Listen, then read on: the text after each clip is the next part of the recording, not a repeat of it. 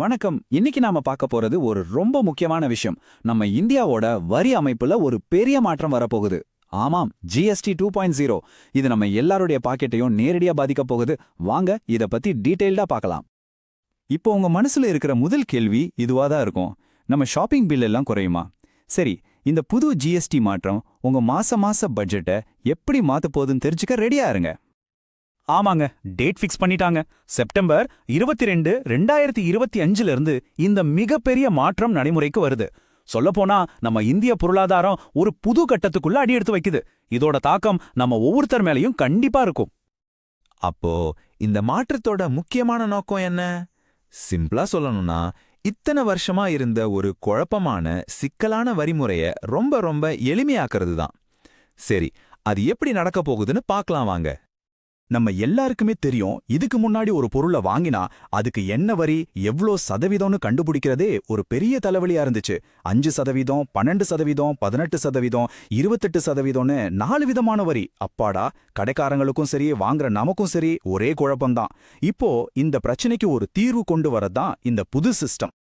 இங்க பாருங்க, இந்த படத்தை பார்த்தாலே உங்களுக்கு புரியும். முன்னாடி இருந்த 4 வரி அடுக்குகள் இப்போ வெறும் 2ஆ மாறி இருக்கு. அதாவது பெரும்பாலான பொருட்களுக்கு இனிமே 2 வரி விகிதம்தான். இந்த எளிமைப்படுத்தல் தான் இந்த புது மாற்றத்தோட முக்கியமான அம்சமே. பாருங்க, எவ்வளவு சிம்பிள் ஆகிடுச்சு. சரி, அப்போ இந்த புது சிஸ்டம் எப்படி வேலை செய்யுது? இனிமேல் எல்லா பொருட்களையும் 3 முக்கிய கேட்டகரியா பிரிக்க போறாங்க. 1 மெரிட், அதாவது அத்தியாவசிய பொருட்கள். 2வது ஸ்டாண்டர்ட், அதாவது நாம பொதுவா பயன்படுத்துற பொருட்கள். 3வது லக்ஸுரி, அதாவது ஆடம்பர பொருட்கள்.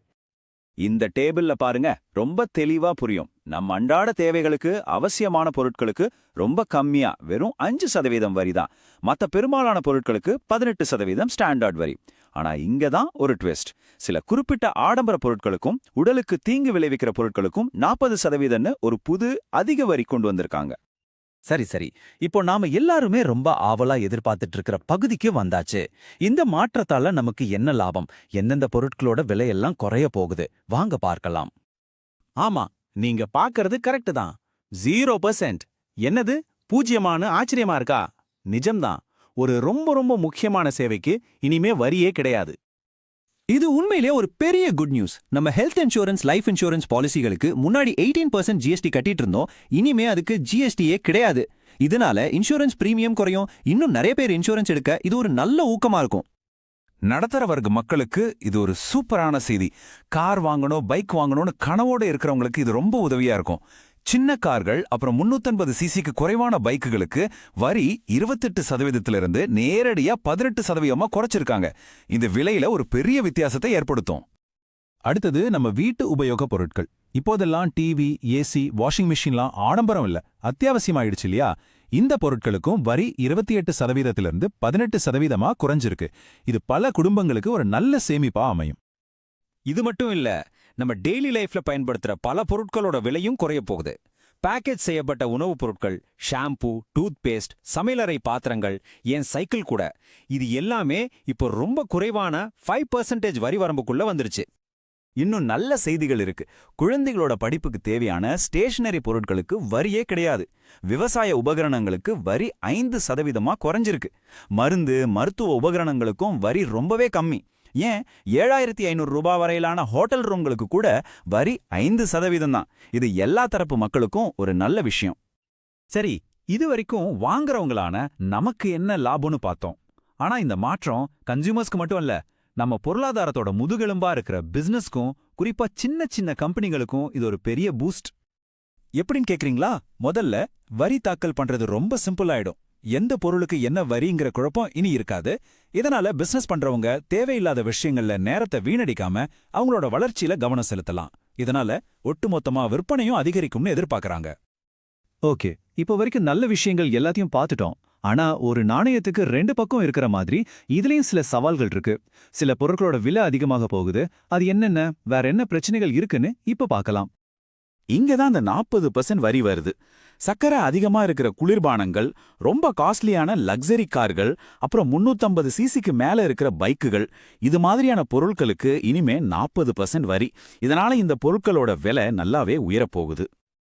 இந்த விலை உயர்வு ஒரு பக்கம்னா இந்த புது சிஸ்டத்துக்கு மாறுறதுல சில நடைமுறை சிக்கல்களும் இருக்கு. இது பிசினஸ் பண்றவங்களுக்கும் சரி, நம்ம மாநில அரசாங்கங்களுக்கும் சரி, கொஞ்ச காலத்துக்கு ஒரு பெரிய சவாலா இருக்க போகுது. பிசினஸ் பண்றவங்களுக்கு முன்னாடி 3 பெரிய வேலைகள் இருக்கு. 1, அவங்களுடைய அக்கவுண்டிங் சாஃப்ட்வேர் எல்லாத்தையும் அப்டேட் பண்ணணும். 2, கடையில இருக்கிற ஒவ்வொரு பொருளோட விலையும் மாத்தி புது விலை வைக்கணும். 3, ஏற்கனவே ஸ்டாக்ல இருக்கிற பொருட்களுக்கான வரி கணக்குகளை சரி பார்க்கணும். இது நிஜமாவே ஒரு பெரிய வேலை.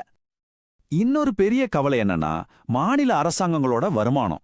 இந்த வரி குறைப்பால கொஞ்ச காலத்துக்கு மாநிலங்களோட வருவாய் குறைய வாய்ப்பிருக்கு. இதுக்கு முன்னாடி மத்திய அரசு கொடுத்துட்டு இருந்த ஜிஎஸ்டி இழப்பீடும் இப்ப முடிஞ்சிடுச்சு.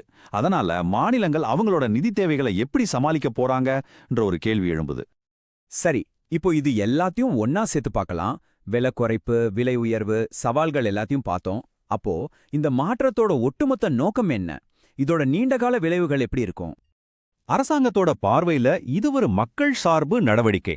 அதாவது வரிமுறையை எளிமையாக்கி பொருளாதார வளர்ச்சியை அதிகப்படுத்தி மக்களோட வாழ்க்கையை சுலபமாக்குறது தான் இதோட நோக்கம்னு சொல்றாங்க.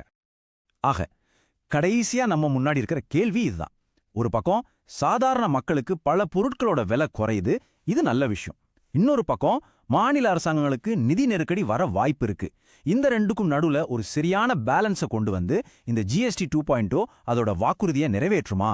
பொறுத்திருந்து தான் பார்க்கணும்.